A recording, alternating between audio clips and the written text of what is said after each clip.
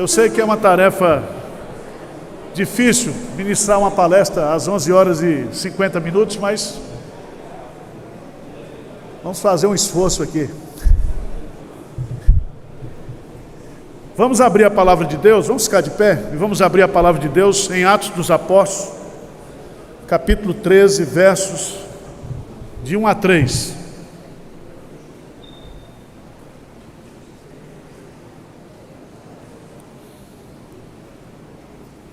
Atos dos Apóstolos, capítulo 13, versos de 1 a 3.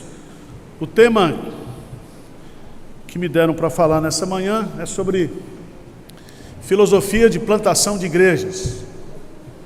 Eu, particularmente, não tenho nenhuma filosofia.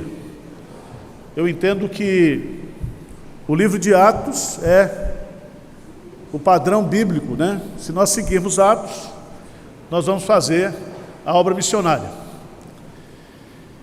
Então, eu vou extrair aqui do livro de Atos alguns princípios bíblicos que poderão ser aplicados em qualquer igreja, em qualquer lugar, que funcionarão, porque são princípios bíblicos. Nós não temos nenhuma pretensão aqui de ensinar ninguém a plantar a igreja, porque nem Paulo teve essa pretensão. Atos dos Apóstolos, capítulo 13, versos de 1 a 3. Havia na igreja de Antioquia profetas e mestres: Barnabé, Simeão por sobrenome Níger, Lúcio de Cirene, Manaém, Colasso de Herodes, o tetrarca, e Saulo. E servindo eles ao Senhor e jejuando, disse o Espírito Santo: Separai-me agora Barnabé e Saulo para a obra a que os tenho chamado. Então, jejuando e orando, impondo sobre eles as mãos, os despediram. Enviados, pois, pelo Espírito Santo, desceram a Seleucia e dali navegaram para Chipre. Senhor Deus, nós nos curvamos diante da autoridade suprema da Tua Palavra. E precisamos, nesse momento, da assistência do Teu Santo Espírito, para que nós possamos compreender essa palavra que foi revelada e inspirada por Ti. Essa palavra que é útil para nós neste momento da história. Que o Teu Santo Espírito nos ajude a vencer o cansaço, a fome, a dispersão, e que nós possamos ter um momento precioso de comunhão contigo. Que o Teu Santo Espírito fale conosco. Nós te pedimos isso humildemente, em nome e para a glória de Jesus. Amém. Pode sentar, irmãos.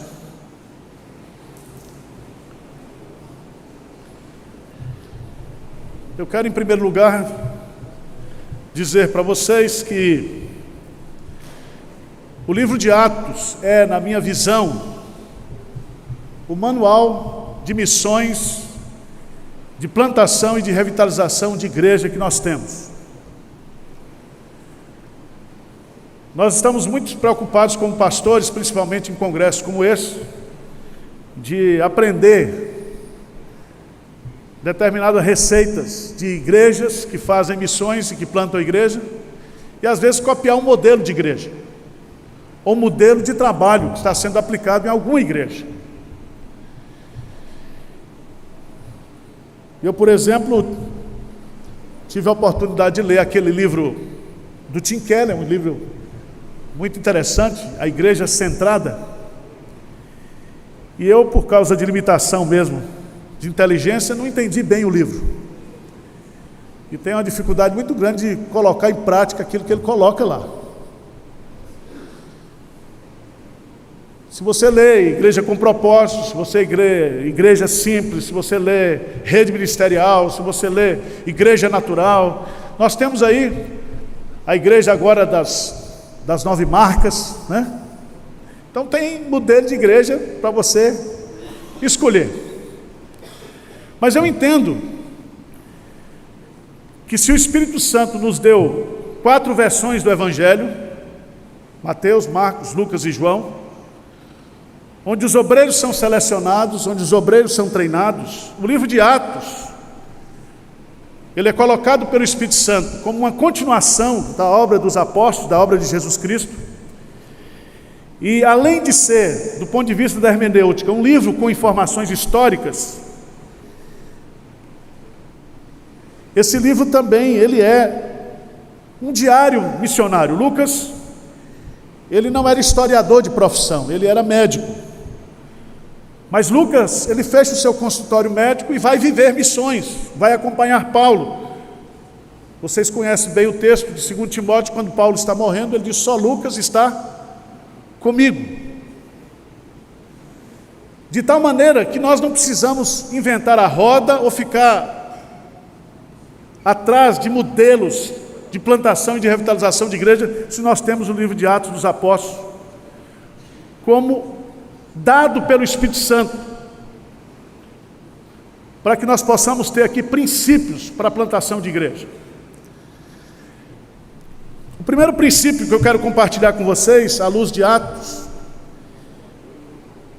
a partir desse texto que nós lemos, é que, segundo o modelo de Atos, quem faz missões é a igreja local. É a partir da igreja local que a obra missionária é feita. Se você observar aqui, diz assim: havia na igreja de Antioquia. Ou seja, é a partir da igreja de Antioquia. Se você for para o capítulo 15, você vai ver a primeira reunião conciliar da igreja, e ali eles vão resolver questões doutrinárias e éticas, mas eles não estão tratando ali de assunto missionário. Porque quem faz a obra missionária é a igreja local. Se você pegar o livro de Atos ele está dividido em duas partes bem claras.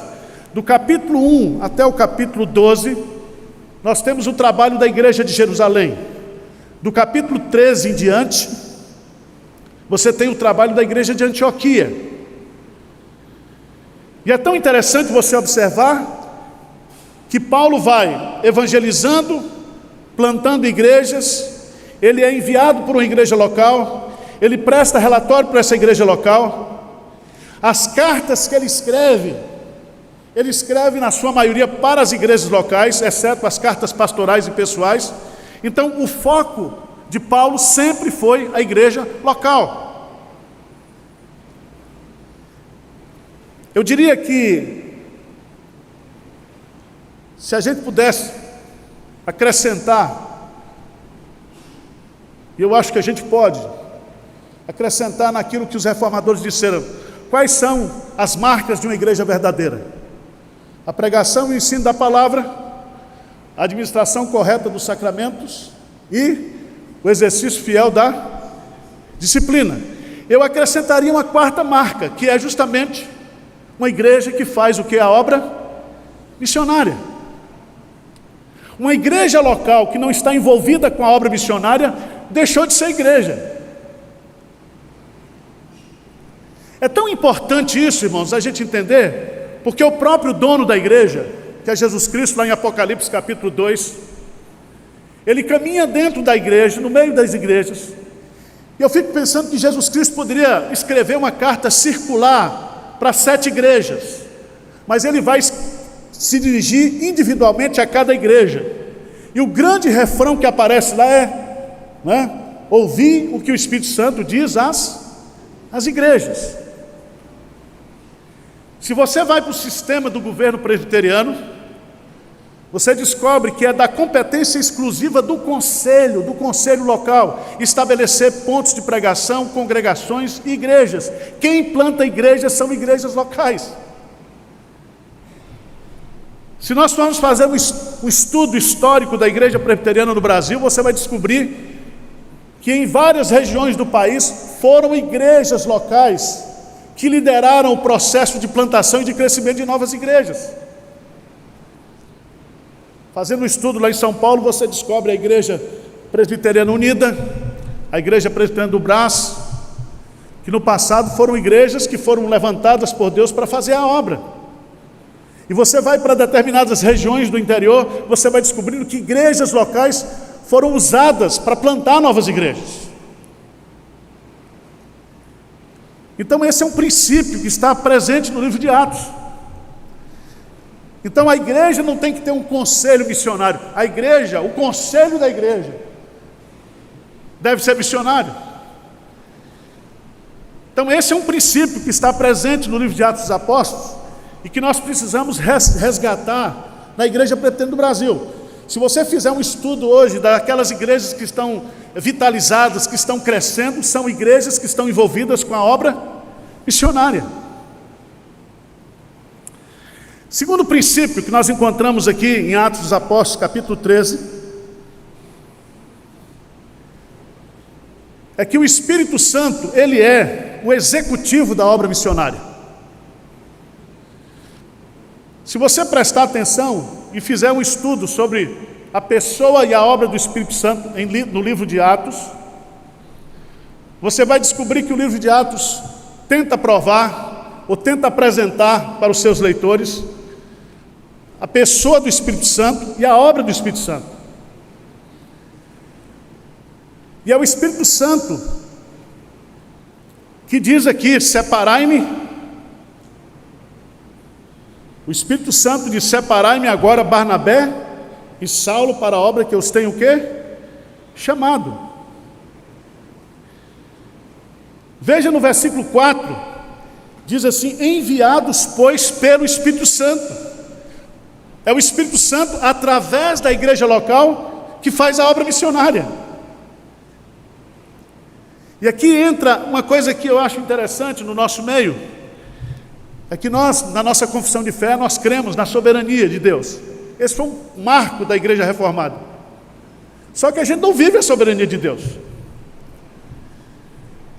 Os pastores têm os seus projetos de ministério, os conselhos têm os seus projetos de ministério, eles só não se submetem isso ao Espírito Santo, que é o dono ou executivo da obra de Deus. E eu tenho viajado a convite para falar em algumas igrejas, em alguns concílios. Nós temos igrejas aí que têm dinheiro aplicado no mercado financeiro, mas não sustenta um missionário. E eu fui lá no interior de São Paulo, numa reunião de presbitério, tinha um missionário lá precisando de R$700 para alugar um espaço, para ampliar uma congregação, e a igreja central daquela cidade estava com quase R$600 mil aplicados. E estava lá representantes do conselho, o pastor. Eu falei: mas gente, vocês não estão vendo o apelo do homem aqui? Para que vocês querem dinheiro guardado, aplicado? Todos os recursos da igreja, toda a visão da igreja, toda a prática da igreja, todo o investimento da igreja tem que ser para missões.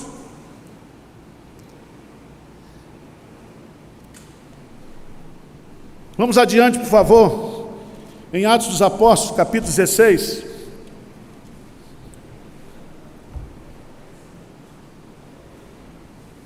Atos dos Apóstolos, capítulo 16, a partir do versículo 6, diz: percorrendo a região Frígio-Gálata, tendo sido impedidos pelo Espírito Santo de pregar a palavra na Ásia. Quem foi que impediu?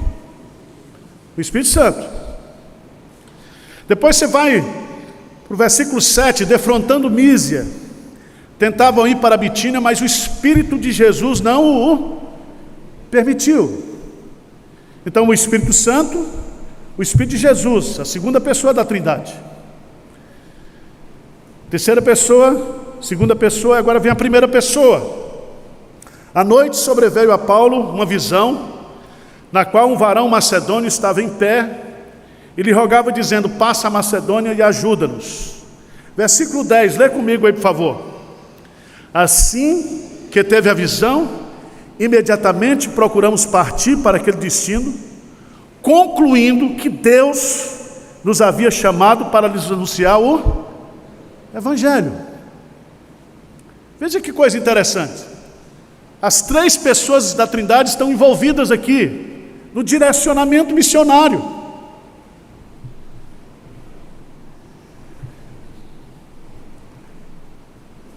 Eu tenho tentado fazer isso lá na igreja de Pinheiros. É difícil. É difícil para Paulo aqui também.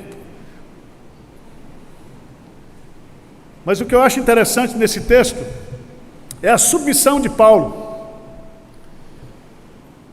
não é o que ele quer, não é o seu pensamento estratégico. Eu acho muito interessante os livros que são escritos sobre Paulo, né? Sobre o pensamento de Paulo, sobre as estratégias de Paulo. Paulo nunca pensou nisso. Hoje os pesquisadores estão projetando em Paulo um monte de coisa. Não, Paulo escolheu as principais cidades, ele teve um pensamento estratégico. Paulo nunca pensou nisso. Não existe nenhuma prova bíblica disso. O que Paulo queria era pregar o evangelho onde Cristo ainda não tinha sido pregado, e ele vivia debaixo da orientação do Espírito Santo. É por isso que você vai entender que Paulo vai para Macedônia, vai para Filipos, ele apanha, ele sofre. À meia-noite, ele está preso ali. Se fosse eu e você, juntamente com Silas, nós diríamos: Senhor, eu queria ir para a Ásia, o Senhor não deixou. Eu queria ir para a região da Mísia, o Senhor não deixou. O Senhor me mandou aqui para Macedônia para apanhar injustamente, para sofrer injustamente. Mas o que Paulo faz? Paulo ora e louva a Deus, apesar de todo o sofrimento, porque ele tinha convicção de que ele estava seguindo o quê? A orientação de Deus. Irmãos, isso é uma coisa muito séria, porque se você observar aqui em Atos 13, Atos capítulo 13, versículo 2, diz que servindo eles ao Senhor e jejuando, disse o Espírito Santo: separai-me agora Barnabé e Saulo para a obra que eu os tenho o quê? Chamado. Paulo já tinha recebido o chamado para ser crente, a vocação eficaz. Ele já tinha sido chamado para ser apóstolo, e ele coloca isso claramente nas suas...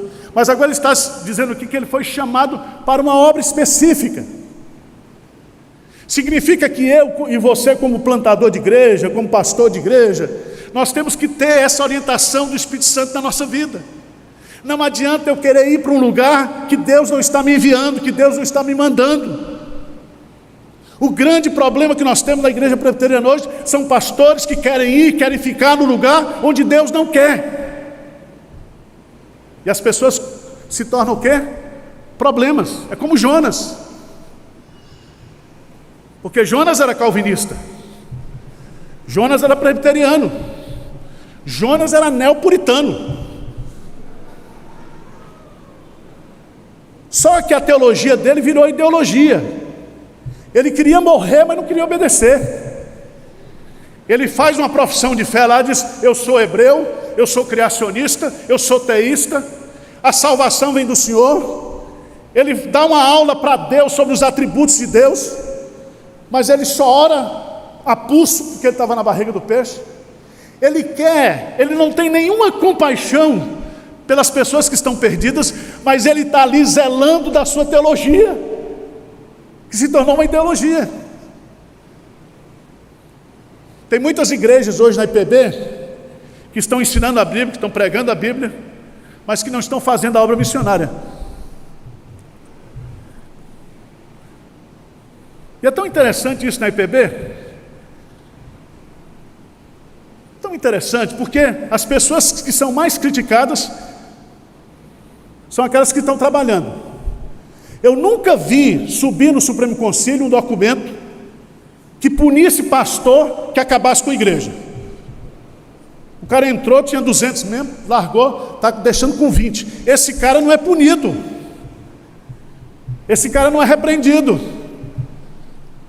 Agora, só porque eu invadi uma jurisdição aí, a turma quer me processar, reverendo Roberto. É um negócio interessante.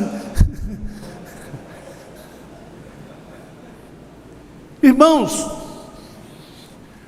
se a nossa teologia, se a nossa confissão de fé, não adianta subscrever a confissão de fé, você tem que viver a confissão de fé.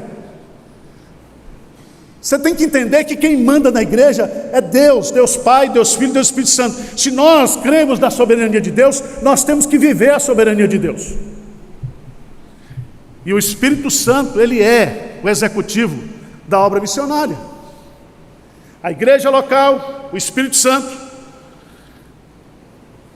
Terceiro princípio que a gente aprende aqui em Atos 13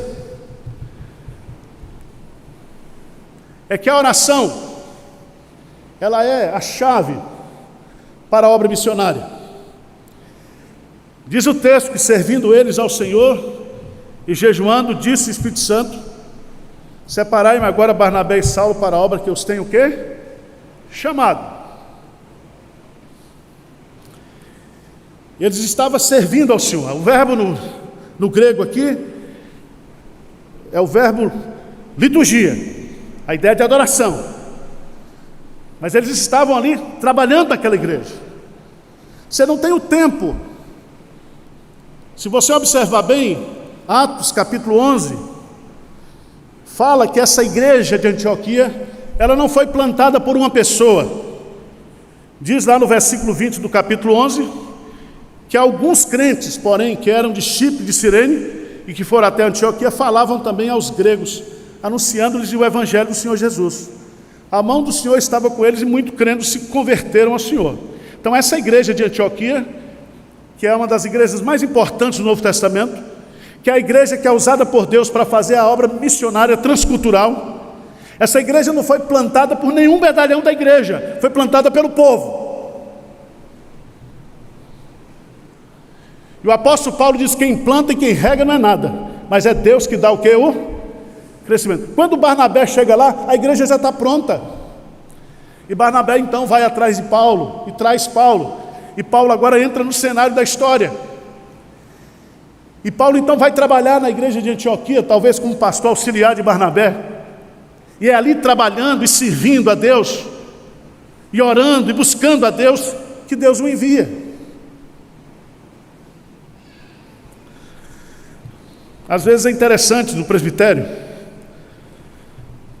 porque aquele pastor que já passou por todas as igrejas, que nenhuma igreja quer, o presbitério dá um salário para ele plantar a igreja. Ou então manda para a Junta de Missões Nacionais e manda para o Rio Grande do Sul, para o PMC, para plantar a igreja lá. É muito interessante isso, irmãos. As nossas decisões, quando se trata de plantação de igreja, de abertura de novo campo, não passa por oração, passa por amizade, passa por dar uma chance para o colega. Foi meu colega de turma, o irmão está precisando de uma chance.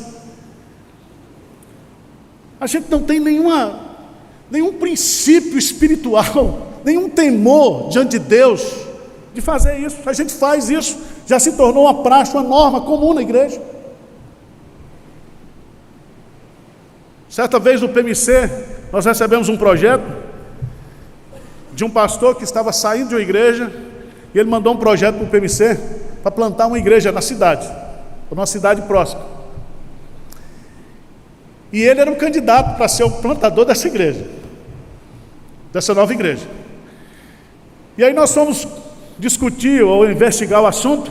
A gente descobriu que ele estava saindo daquela igreja porque o ministério dele tinha acabado ali, e que aquele projeto que ele enviou para o PMC não passou pelo conselho da igreja, nem teve o aval do presbitério. Então é desse jeito. Veja, em Atos dos Apóstolos capítulo 13, que os homens estão orando, estão jejuando, estão pedindo a direção de Deus, pedindo a direção do Espírito Santo. E olha, meus amados irmãos, com tudo isso a gente erra, porque você sabe aqui que Barnabé resolve fazer um apadrinhamento e levar João Marcos, mas o Espírito Santo não colocou João Marcos como auxiliar, foi Barnabé que colocou. É por isso que ele desiste, é por isso que ele não aguenta, é por isso que ele volta, porque não foi o Espírito Santo que disse: separai-me agora Paulo, Barnabé e Marcos. Barnabé que trouxe João Marcos para ser um auxiliar, mas João Marcos não tinha sido separado pelo Espírito Santo. Quem planta a igreja sabe disso. Às vezes você erra no obreiro, você não orou, você não buscou, você põe o obreiro lá e passa um ano, o cara dá só prejuízo. Ele torra os recursos da igreja, ele não faz absolutamente nada, porque ele não tem essa consciência de chamar de Deus, e ele foi colocado ali por nós que não oramos por isso. Simplesmente achamos que o cara precisava de uma oportunidade. A oração é tudo em Atos dos Apóstolos. Tudo que era feito na igreja tinha oração como ponto principal. A primeira reunião que a igreja fez foi uma reunião de oração no cenáculo. Depois, quando vai escolher o substituto de Judas, é com princípios de oração. Você vai para Atos capítulo 2, de oração. Você observa no capítulo 3, os apóstolos com o hábito de ir ao templo orar. E você vai descobrindo que todo o avanço da igreja está relacionado à vida de oração da igreja. Não existe avanço, não existe crescimento, não existe presença de Deus, não existe conversão, não existe direcionamento, se a igreja não ora.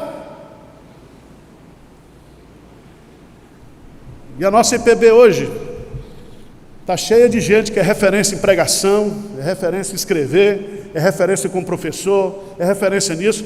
Só nós não temos referência hoje de oração na igreja.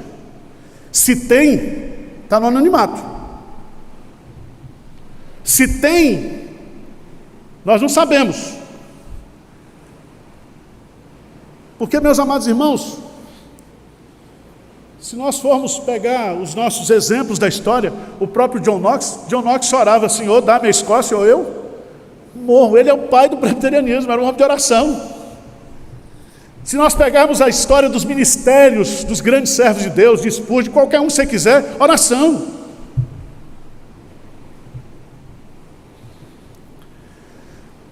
Quarto princípio. Primeiro princípio, a igreja local é que planta novas igrejas. Segundo princípio, o Espírito Santo é o executivo da obra missionária.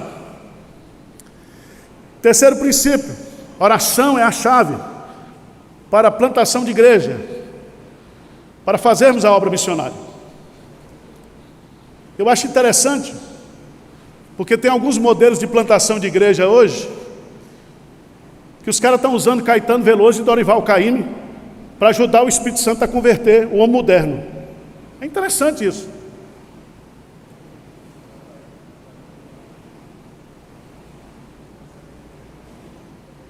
Outro dia, um colega trouxe para mim um projeto de plantação de igreja. O projeto estava bem escrito, estava tudo certinho.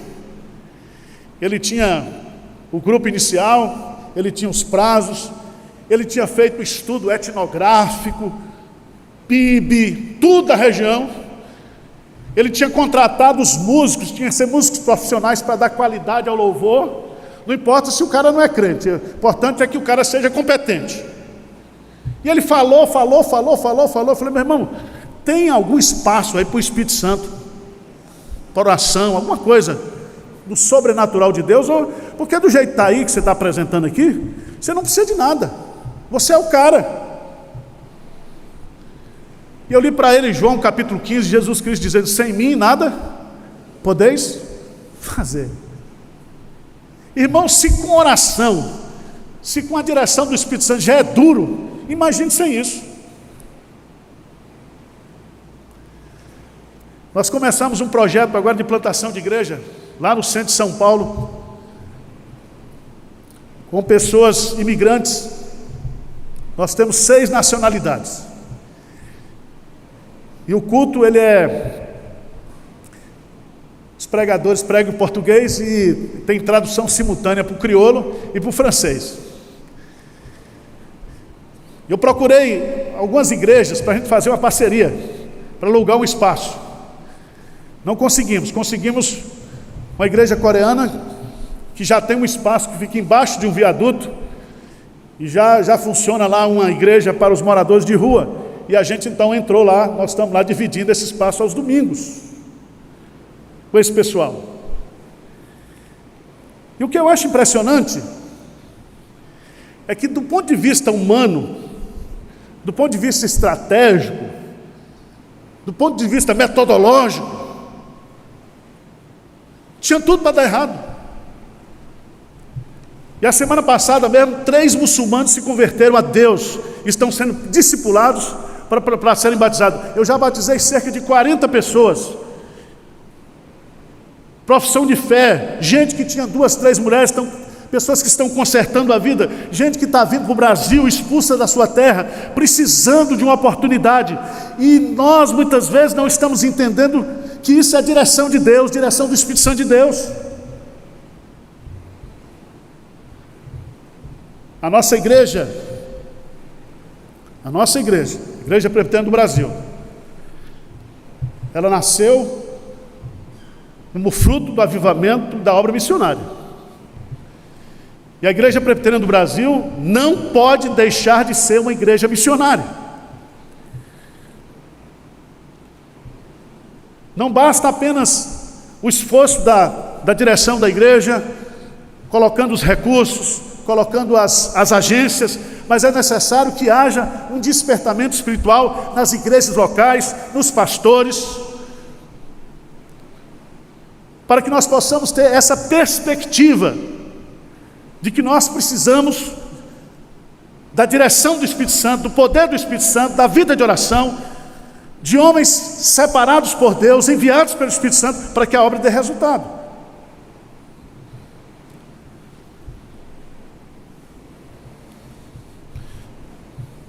Eu teria muita coisa para falar, mas o meu tempo é curto.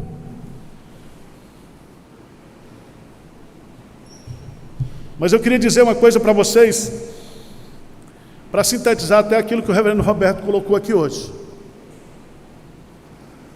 O maior recurso que missões precisa é o recurso humano. Se você pegar o livro de Atos poderia ser substituído com o título Pessoas que Deus usa. Tem pessoas chaves como Paulo, Pedro, Barnabé, mas tem pessoas como Dorcas, tem pessoas como Estevão. Temos pessoas que foram usadas por Deus como o sobrinho de Paulo. Irmãos, a história da igreja é a história de gente que é usada por Deus, não tem outra. E é interessante porque, e aqui não vai nenhuma crítica, mas a nossa nação, irmã, mãe do presbiterianismo, Igreja Americana, ela tem mandado para o Brasil, na sua grande maioria, princípios que são do pragmatismo, princípios que não deram certo nem lá, e que pastores brasileiros estão querendo usar para revitalizar a igreja e para plantar a igreja no Brasil. É de chorar quando você vê certos pastores, certos livros sobre plantação de igreja, certas pessoas. Eu digo, Senhor, eu não sei, porque minha realidade é outra. Nós fizemos um projeto para plantarmos 50 igrejas em 10 anos no estado de São Paulo. Nós já organizamos 8 projetos desses 50. Estamos com 36 congregações em andamento, 36 projetos de plantação em andamento. Se Deus quiser, em 2022 nós vamos ter essas 50 igrejas ou mais organizadas.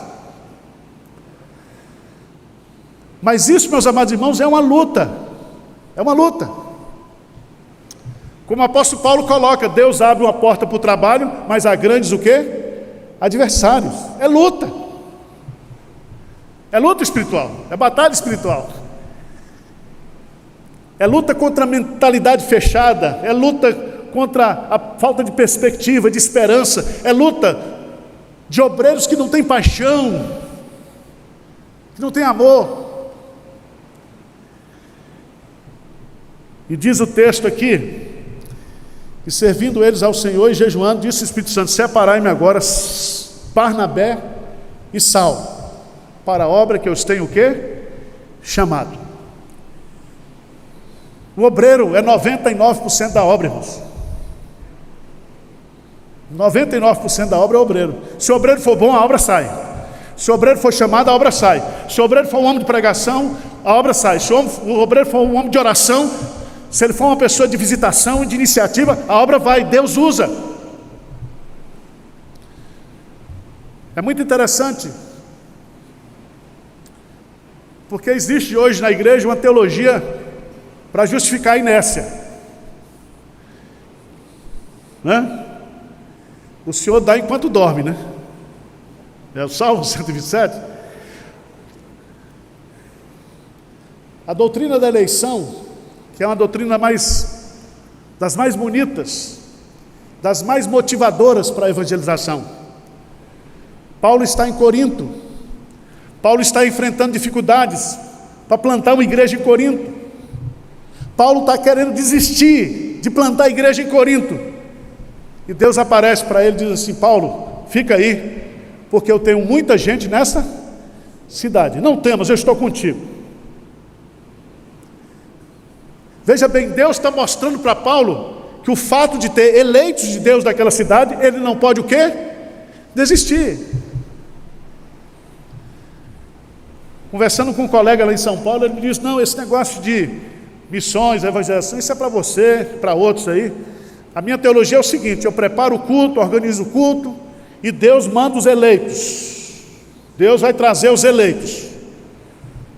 Ninguém vem a Jesus se o Pai não o trouxer. E ele começa a teologizar isso.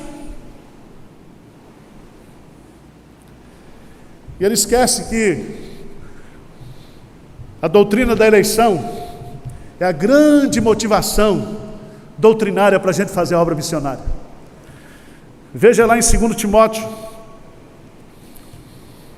2 Timóteo, capítulo 2.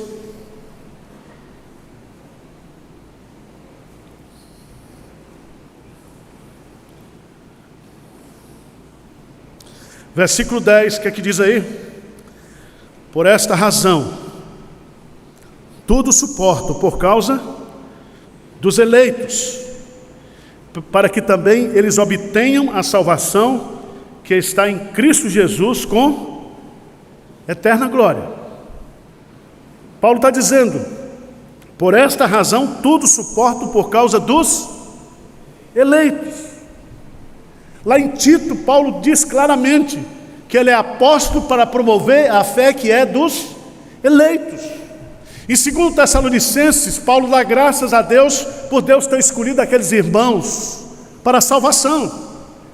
É lá em 2 Tessalonicenses que Paulo fala: a fé não é de todos. Mas esse mesmo Paulo diz: eu sou devedor tanto a judeus quanto a gentios. Ai de mim se não pregar o evangelho.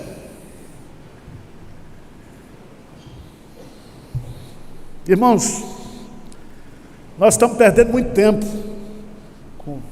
com doutrina de demônios na igreja, com ensinos que nos tiram do foco. Infelizmente, nós estamos gastando muito tempo não é com preparo teológico, porque o verdadeiro preparo teológico gera piedade e gera produtividade. Grande parte de pastores que não têm chamado de Deus, que são teólogos, que estão militando nas nossas paróquias, tranquilamente, que têm os seus projetos pessoais de estudo, de conhecimento, e não estão nem um pouco preocupados se as pessoas estão para o inferno ou não. Outro dia, uma pessoa me perguntou, um pastor, disse: pastor, o que o senhor acha da teologia relacional? Eu falei: eu acho que é tudo. Porque toda teologia para mim é relacional, é relação com Deus e relação com o próximo. Não, mas é aquela... Eu falei: não sei o que é isso não, meu irmão. E o que o senhor acha do teísmo aberto? Eu falei: abrir o teísmo? Não estou nem sabendo se abriram o teísmo. Abriram?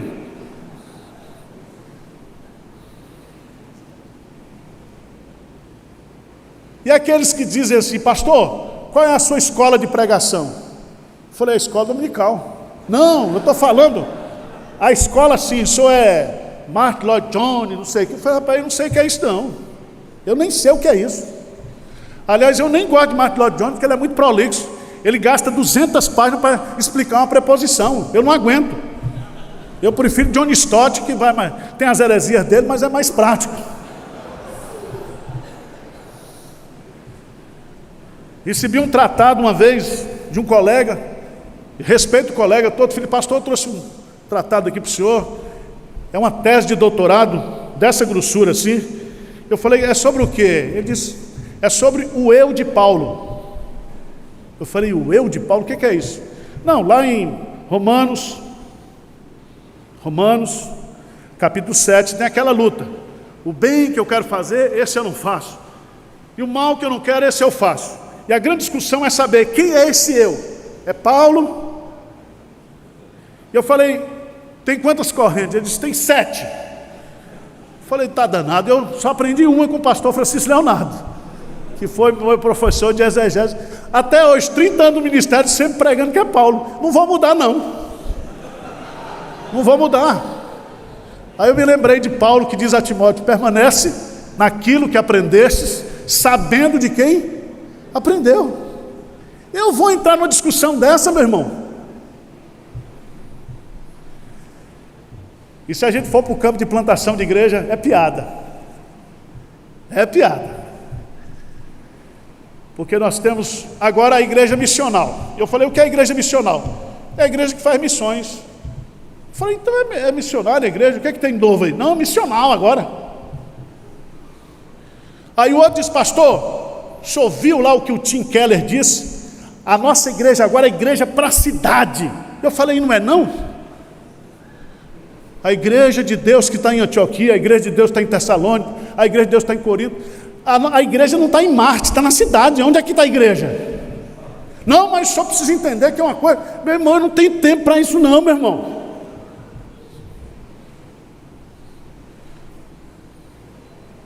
Recebi um convite para um seminário dado pelo Tim Keller numa igreja lá em São Paulo, para eu entender a mente do homem do século XXI. Eu falei, eu não vou porque eu já tenho psiquiatra. Eu não consigo me entender, como é que eu vou entender a mente do homem do século XXI? Mas de que homem? De um homem lá de Manhattan, um homem daqui, um homem da caverna, um homem da Paraíba, um homem baiano? Que homem é esse que tem que entender para pregar o evangelho? Então, a igreja está assim. E o cara chega, né? Eu queria concluir com um texto que está lá em Colossenses capítulo 4.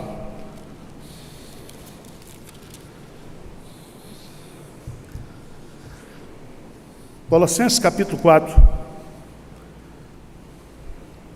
O apóstolo Paulo diz assim, no versículo 2: perseverai na oração, vigiando com ações de graças, suplicai ao mesmo tempo também por nós, para que Deus nos abra a porta à palavra,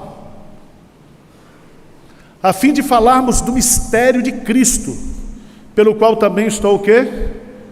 Algemado, para que eu o manifeste como devo o quê? Fazer. Qual era a filosofia de plantação de igreja de Paulo? Eu não sei fazer. Eu preciso das orações dos irmãos. Primeiro, para que Deus abra portas. Para eu falar de um negócio que é mistério. Ele fala aí, o evangelho é o quê? Mistério de Cristo. Se o Espírito Santo não converter o sujeito, não adianta pregar. E você viu que Jonas, o presbiteriano lá, ele pregou um sermão com 8 palavras, para o povo se perder, para o povo ir para o inferno, e Deus converteu o quê? 120 mil pessoas. Então há esperança para nós, pastor. Há esperança. Irmãos, a obra de Deus é feita por Ele, independentemente de nós. Nós somos apenas instrumentos. Se Deus predestinou os fins, Ele predestinou também o quê? Os meios. E nós somos meios. E quem é meio não é nada. Quem é Paulo? Quem é Apolo? Servos por meio dos quais crestes. Isso nós somos. Então eu queria deixar para vocês aqui que a nossa filosofia de plantação de igreja está na Bíblia, Atos dos Apóstolos. Se a gente colocar Atos dos Apóstolos, os princípios de Atos dos Apóstolos em prática, nós vamos descobrir que Deus poderá usar a nossa vida, a nossa igreja, não somente para revitalizar as pessoas que já estão dentro delas, mas também para a plantação de novas igrejas. Que Deus tenha misericórdia de nós, que Ele continue tendo paciência de nós, para que nós possamos fazer a sua obra com fidelidade. Amém? Vamos ficar de pé? Senhor Deus, nós nos curvamos diante da Tua soberania, Senhor, porque nós somos fracos, nós somos pó, e a nossa vida é curta e passageira, e a nossa sabedoria é vã diante da grandeza da Tua sabedoria, do Teu poder. Quão insondáveis são os Teus juízos, e quão inescrutáveis os Teus caminhos, e nós nos curvamos diante de Ti, reconhecidos da nossa insignificância, mas ao mesmo tempo nos colocando diante de Ti, para que o Senhor nos use para a Tua glória, para a glória do Teu nome, para o crescimento da Tua igreja, para o desenvolvimento da Tua igreja, Senhor. Que o Teu Santo Espírito anime o coração de cada obreiro aqui, de cada pastor, de cada evangelista. Que esse sentimento que o Senhor tem no coração aí, pelo perdido, possa ser colocado no meu coração, no coração de cada um aqui, pelas pessoas que estão perdidas. E que nós possamos conquistar para o Cordeiro todos aqueles que foram comprados na cruz, todas aquelas ovelhas que já foram salvas pelo sacrifício limitado, expiatório do Cordeiro. Nós te pedimos isso humildemente, em nome e para a glória de Jesus. Amém.